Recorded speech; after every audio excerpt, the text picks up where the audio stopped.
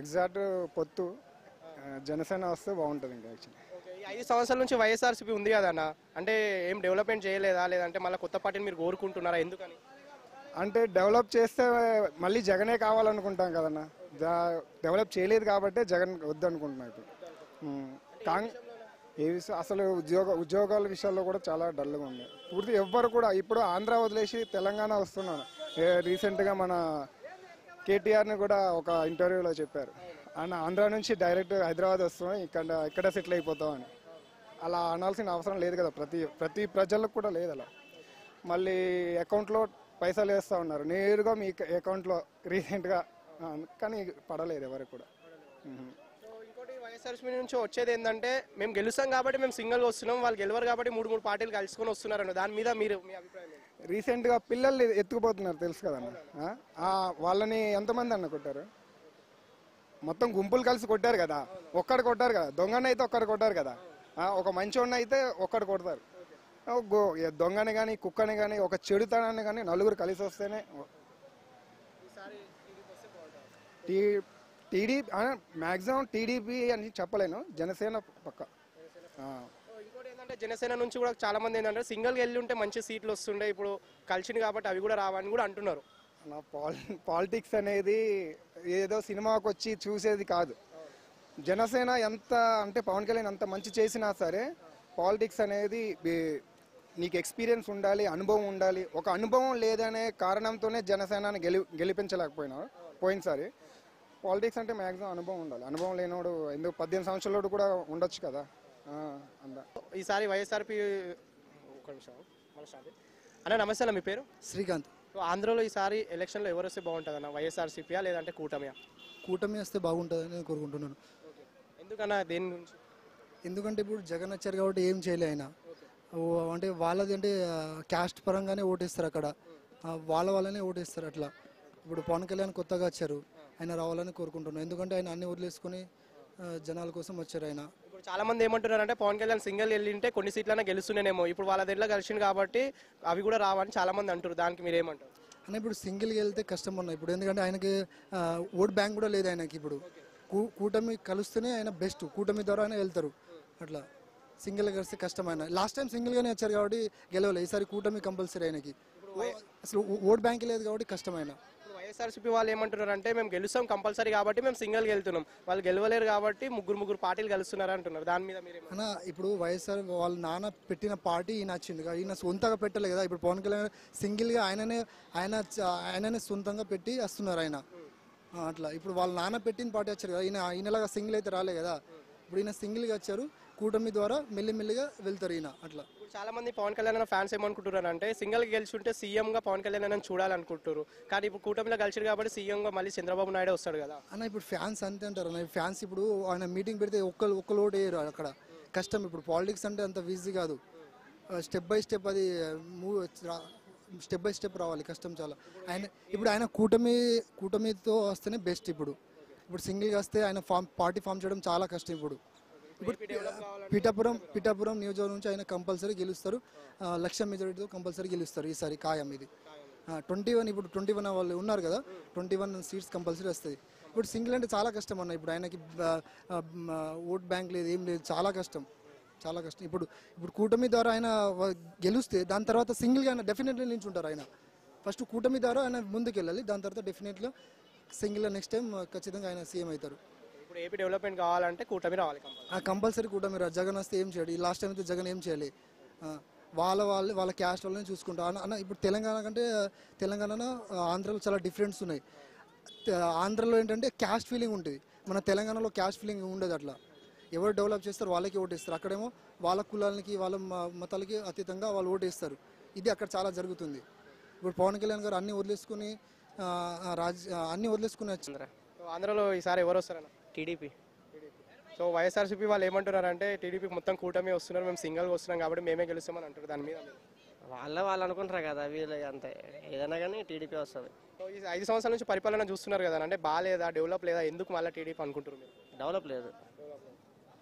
ఏ విషయంలో అంటే జాబ్సా లేదంటే ఏ విషయంలో? అన్ని విధాలుగా, రోడ్లు కానీ జాబ్స్ కానీ ఏదైనా ఏం లేదు. నమస్తే, మీ పేరు? నా పేరు కిట్టు అన్న. ఎక్కడ నుండి అన్న మీరు? ఆంధ్ర. సో ఆంధ్రలో ఎక్కడ? మార్కాపురం ఆంధ్రలో చెప్పండి. ఒంగోలు డిస్టిక్ మార్కాపురం. ఓకే, ఆంధ్రలో ఈసారి ఎవరు వస్తున్నారన్న? టీడీపీ పక్కా టీడీపీ. ఈ 5 సంవత్సరాల నుంచి అయితే మన వైఎస్ఆర్సీ ఉంది కదన్న, అంటే చాలా నెగిటివిటీ వస్తుంది సోషల్ మీడియాలో. కాకపోతే గ్రౌండ్ రిపోర్ట్ అయితే వైఎస్ఆర్సీపీకే ఉందని చాలా మంది అంటున్నారు. మరి దానికి ఏమంటారు? అసలు గెలిచే ఛాన్స్లే లేవన్న వైసీపీకి. ఎందుకంటే 3 పార్టీలు కలిసి ఉన్నాయి పక్క, బీజేపీ, జనసేన, టీడీపీ. పక్క మా ఊర్లో వచ్చేసి టీడీపీ గెలుస్తుంది. జనసేన 22 స్థానాలు పోటీ చేస్తుంది కదా, పక్క జనసేన గెలుస్తుంది. జనసేన. ఓకే, అంటే వీళ్ళు ఏమంటున్నారు అంటే వైఎస్ఆర్సీపీ నుంచి మేము గెలుస్తాం కాబట్టి మేము సింగిల్గా వస్తాం, వాళ్ళు గెలుస్తలేరు కాబట్టి 3 పార్టీలు కలిసేసి వస్తున్నారని వాళ్ళు అంటున్నారు. దానికి మీరేమంటారు? దానికి ఏమంటానంటే ఇగో ఒక పార్టీ సింగిల్గా వస్తున్నాను కదా. 2019లో ఎందుకు వైఎస్ఆర్ గెలిచిండు, జగన్ 3 పార్టీలు కలవకుండా ఎవరో పోటీ చేసిండు కాబట్టి సగం ఓట్లు చీలి గెలిచిండు.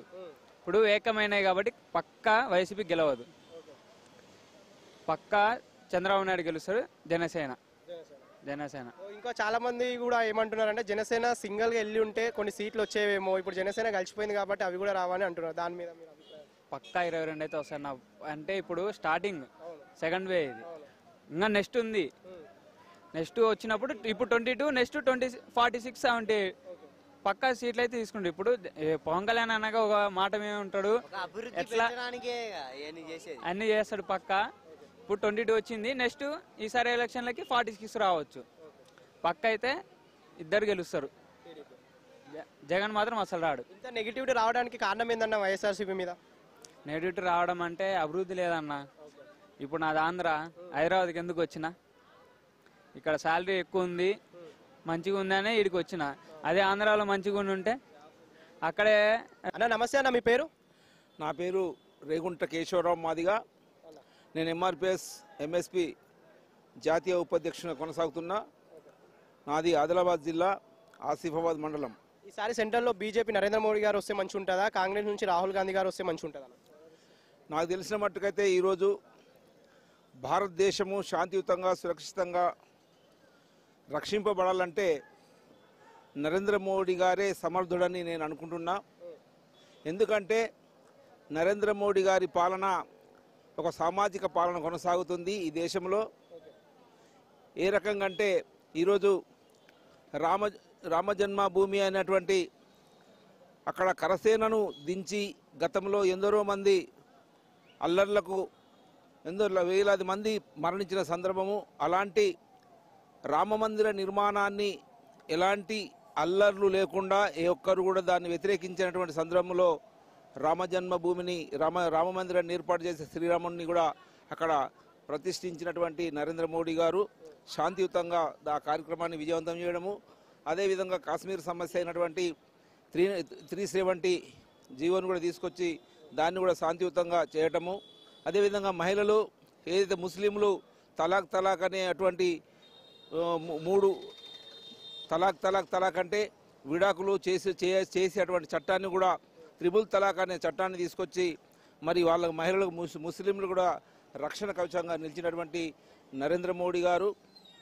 అదే కాకుండా ఈరోజు భారతదేశంలో ఉన్నటువంటి చుట్టుపక్కల దేశాలు కూడా మన భారతదేశంపై దండెత్తకుండా, ఎలాంటి అరాచకాలు జరగకుండా మన భారతదేశాన్ని అన్ని దేశాలతో స్నేహబంధాన్ని ఏర్పాటు చేసుకొని ఈరోజు దేశాన్ని రక్షిస్తున్నటువంటి నరేంద్ర మోడీ గారు మరి దేశం మీద మూడోసారి ప్రధానమంత్రి అవుతే మరి సెంట్రల్లో ఈసారి బీజేపీ వస్తే బాగుంటుంది, కాంగ్రెస్ వస్తే బాగుంటుంది? ఆబ్వియస్లీ బీజేపీ ఉంటుంది. ఎందుకంటే మనకు ఇప్పటి నుంచి ఇన్ని సంవత్సరాల నుంచి మనం బీజేపీని చూస్తున్నాం, ఎట్లా చేస్తుంది, ఎట్లా పని ఎట్లా వర్క్ చేస్తుంది అనేది మనం చూస్తున్నాం. సో ఖచ్చితంగా సెంట్రల్లో బీజేపీ ఖచ్చితంగా వస్తుంది, వచ్చి తీరుతుంది. 350 సీట్ల కంటే ఎక్కువనే ఖచ్చితంగా వస్తుంది. ఇప్పటివరకు డెవలప్మెంట్స్ చూసిరు కదా, ఇంకేమేమి డెవలప్మెంట్ చేస్తే బాగుంటుంది అనిపిస్తుంది? ఇంకా ఇప్పుడు ఫ్యూచర్లో అయితే కొన్ని ఆల్రెడీ ప్లాన్ చేసుకొని పెట్టుకున్నారు బీజేపీ వాళ్ళు కూడా.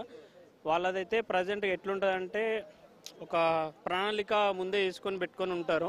ఖచ్చితంగా ఆబ్వియస్లీ గెలుస్తారని వాళ్ళకు కూడా తెలుసు. గెలిచినాక ఏమేమి చేయాలో కూడా పార్టీ ఆల్రెడీ పెట్టుకొని ఉంటుంది. వాళ్ళ సిద్ధాంతాలనే ఉంటుంది. బీజేపీ సిద్ధాంతాలను నమ్మి వెళ్తున్న పార్టీ. సో బీజేపీ ఖచ్చితంగా వస్తుంది. ఈసారి సెంట్రల్లో బీజేపీ ఉంటే బాగుంటుందా, కాంగ్రెస్ ఉంటే బాగుంటుందా? ఈసారి బీజేపీ ఉంటేనే బాగుంటుంది సెంటర్లో. ఎందుకంటే నరేంద్ర మోడీ గారు మన భారతదేశానికి ఎంతో పేరు తెచ్చిండు. ఈరోజు ప్రపంచ దేశాలు మోడీ వైపు చూస్తున్నాయి. బీజేపీ ప్రభుత్వము ఇవాళ G20 దేశాలల్లో అగ్రగామిగా మన భారతదేశాన్ని నిలబెట్టిన ఘనత నరేంద్ర మోడీ గారిదే. ఏది అయినా ఇప్పుడు ఈ డెవలపింగ్ చేసేది మోడీ గారు కాబట్టి మళ్ళీ బీజేపీ సెంటర్లో అన్న నమస్తే అన్న, మీ పేరు? రవి అన్న, సో ఎక్కడ నుండి అన్న? మాది ఆదిలాబాద్ డిస్ట్రిక్ట్ ఇచ్చోడా. సో ఈసారి సెంట్రల్లో ఎవరు వస్తారన్న, బీజేపీ కాంగ్రెస్? బీజేపీ అన్న. సో మళ్ళీ బీజేపీ చూడాలనుకుంటున్నారు? అవునన్న. సో చాలా మంది ఏంటంటే 50-50 ఛాన్సెస్ అంటున్నారు కాంగ్రెస్ అనే బీజేపీ. అభివృద్ధి బాగున్నది. అదేవిధంగా మన హిందువులకు కానీ రామ్ మందిరావు, త్రిపుల్ తలాక్ అలాంటి ఎన్నో సమస్యల గురించి పరిష్కరించింది. కావున మళ్ళీ కేంద్ర ప్రభుత్వంలో బీజేపీ ప్రభుత్వం మాత్రమే వస్తుంది. ఇంకా ఏమేమి డెవలప్మెంట్స్ చేస్తే బాగుంటుందన్న వచ్చిన తర్వాత? మాకు మెయిన్గా మేము ఎస్సీ మాది అండి అన్న. మాకు ఇప్పుడు రిజర్వేషన్ చేస్తాను ఒప్పుకున్నది. మేము మా గౌరవ శ్రీ మందకృష్ణ ఆదేశాల మేరకు మేము బీజేపీకి పూర్తిగా మద్దతు ఇస్తున్నాం ఈసారి. నా పేరు ప్రవీణ్. ఎక్కడ నుండి అన్న? నేను వచ్చేసి నిర్మల్ డిస్టిక్ బైన్స్ అన్న. ఓకే, సెంట్రల్లో మనకి బీజేపీ నుండి నరేంద్ర మోడీ గారు గెలిస్తే బాగుంటుందా, మన కాంగ్రెస్ నుంచి రాహుల్ గాంధీ గారు గెలిస్తే బాగుంటుందా? ఇక మనకు వచ్చేసి నరేంద్ర మోడీ గారు గెలిస్తేనే బాగుంటుంది అన్న. ఎందుకంటే నేను ఎస్సీ వర్గానికి, సామాజిక వర్గానికి చెందినవాడిని, మాది కానీ. ఎందుకంటే మాకు బీజేపీ వస్తేనే అధికారంలోకి మాకు న్యాయం జరుగుతుంది. కాబట్టి కేంద్రంలో నరేంద్ర మోడీ రావాలని కోరుకుంటున్నాం. ఇప్పుడు ఈ 10 సంవత్సరాల నుంచి మన డెవలప్మెంట్స్ అవన్నీ చూస్తున్నాం కదా. ఇప్పుడు ఇంకా డెవలప్మెంట్స్ ఇంకా ఏం చేస్తే బాగుంటుంది? ఇన్ని రోజుల నుంచి ఏం చేసిండు అవి ఏమన్నా చెప్పాలి? ఇప్పుడు ఏమున్నదన్న, స్టూడెంట్స్కి అయితే ఈ 10 సంవత్సరాల్లో ఏం న్యాయం జరగలేదు. ఇప్పటికైనా కనీసం కేసీఆర్ 10 సంవత్సరాలు ఉన్నాడు, స్టూడెంట్స్ మా జీవితాలన్నీ నాశనం అయిపోయినాయి. కనీసం ఇప్పటికన్నా రేవంత్ రెడ్డి కనీసం ఈ ఇండ్లు ఇస్తా, ఈ గొర్రెలు ఇస్తా, బర్రెలు ఇస్తా అనడం కాకుండా కనీసం స్టూడెంట్ పైన ఫోకస్ పెట్టి స్టూడెంట్స్కి కనీసం జాబ్లు వేయడం కానీ స్టూడెంట్స్ పైన ఫోకస్ పెడితే బాగుంటుందని నా అభిప్రాయం. ఈసారి మళ్ళీ కూడా నరేంద్ర మోడీ గారు వస్తే బాగుంటుంది పైన అయితే